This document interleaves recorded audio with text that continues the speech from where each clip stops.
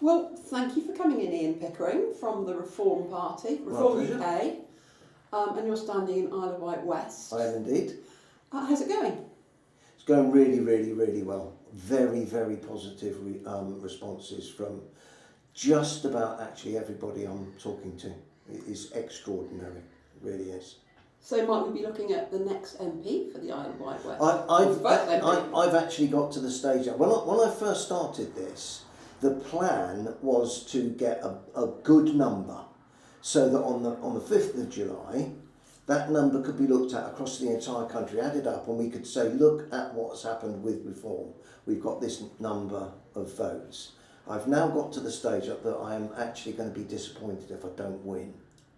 Wow, that would make us headlines, wouldn't it? Because they are looking at, the national press is looking at, a few seats that might go to reform, but I haven't seen the Isle of Wight on there yet. I think it's ready. I hate the expression low-hanging fruit because it's almost a sort of derogatory thing.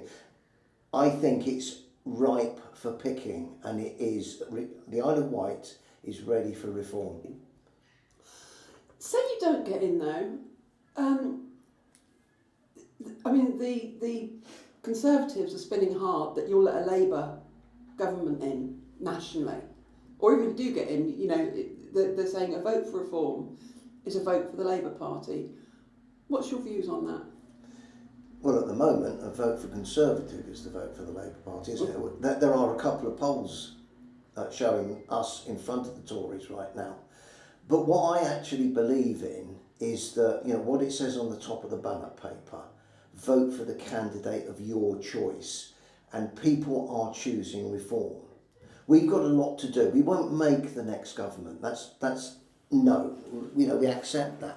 But what we really want to do is we want to get a cohort into the Houses of Parliament, and we can start making a noise. We can expose some of the nonsense that the British public has to put up with. Let them know what we could do at the same time, so that in the end, make them think about reform as their choice. And one of the things we want to do also is proportional representation, so that the smaller parties do get a voice. So it's not about vote for one is a vote for another. It is a vote for your choice. So change the entire voting system and the makeup of the House of Commons. How about the House of Lords? What do you think about that? Well, I'd like to see it gone, personally. I'd like to see a difference. I think we need a system where legislation is reviewed by experts in their field, so that they can then feed back to Parliament and confirm what they have decided to put into legislation. If there's a glaringly obvious mistake which Parliament in their inexpert opinion has put through, then it needs to be pointed out, and that way we can get legislation right. Brilliant. So why do you personally want to be a Member of Parliament? I got very angry with the Tory party, particularly over Europe. I wasn't quite old enough to vote. I was 17 when we joined the EEC. The EEC, in my opinion, was a pretty good idea. Bit of free trade, less regulation. We spoke about it at the time at school, and I was broadly in favour of it. But since that day, it's gone down the road of effectively, really, a single European state. And I want autonomy for the UK. And then there was a defining moment when David Cameron went to Europe saying, I'm going to get a better deal for the UK, and came back with a worse one. And I thought, that has really lost it for me. And then when we actually did negotiate a deal, as a passionate sea angler and both boat and beach, and somebody who is a champion for what is actually in the sea, when Boris Johnson said he's going to take back our fisheries, and then he promptly gave away a load more licences to foreign fishing boats, that was the bit that just tipped me over the edge, and I knew that I had to do something about it. It's interesting. So, what do you think is the biggest challenge that the Isle of Wight faces? Ferries are a big problem, Yeah. obviously. Getting on and off the island, well, if we haven't got the health services here that we have to then source by going back to the mainland, we need to have a ferry service that's reliable and cheap enough to do it. Having visited, 30% of this island's economy depends on tourism. And the first thing we do, or the first thing that Wight Link and Red Funnel do in the summer, is they hoik their prices up to 250 quid. And that's half of your holiday in Spain. And, you know, unfortunately we can't guarantee sunshine over here. And people are making a very obvious choice, you know. Yeah.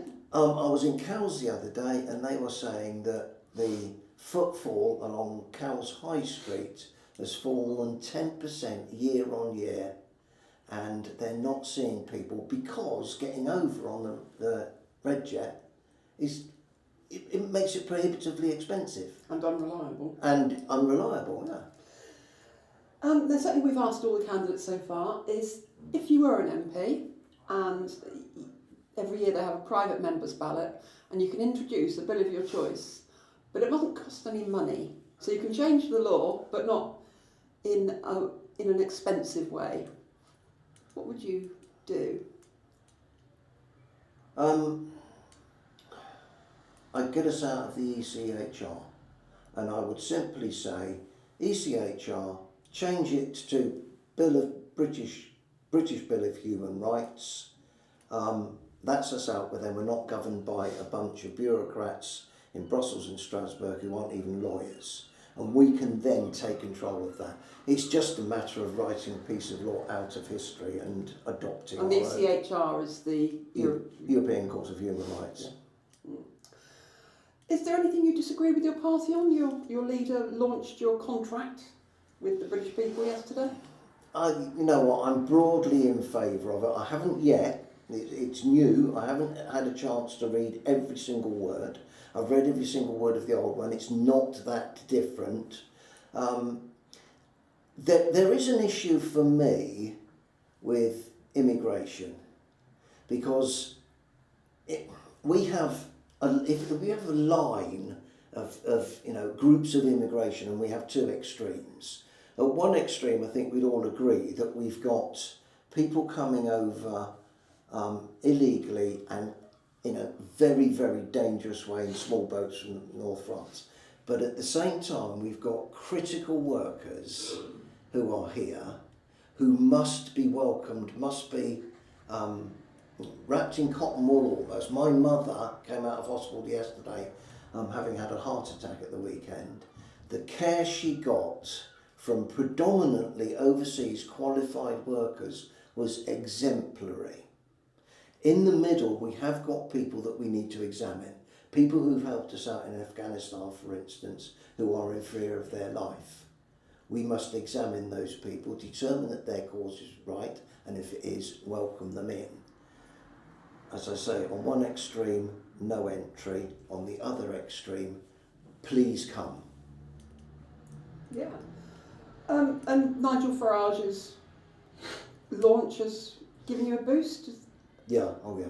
Yeah, definitely. I was talking to somebody earlier who said that it made his mind up. I've actually just delivered posters to somebody down by the river, and they were undecided, and then Nigel Farage put his head above the parapet and said, I'm now going to stand, and they want window posters, garden posters, all of their family is now on board, whereas before they were undecided.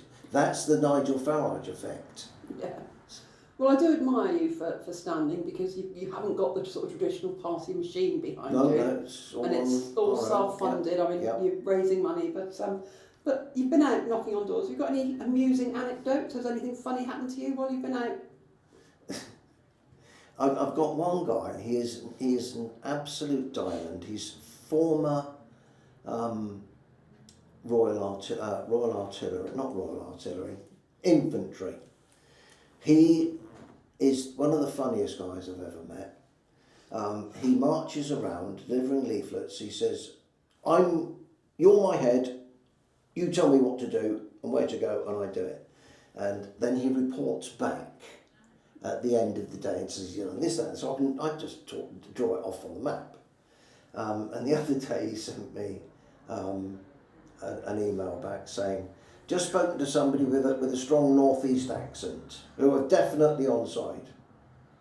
Oh, that's not Newcastle, that's East Cowes.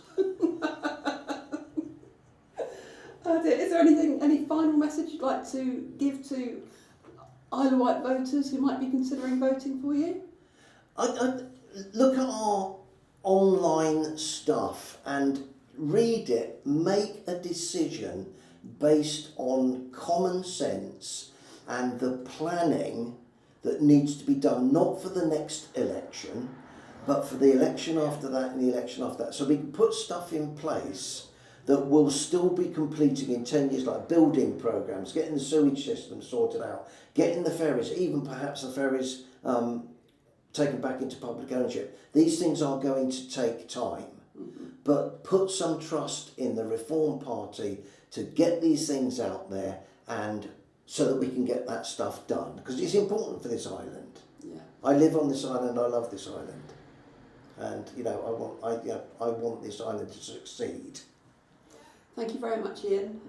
Enjoy the rest of your campaign. Thank you, Carol. And best of luck. Thank you.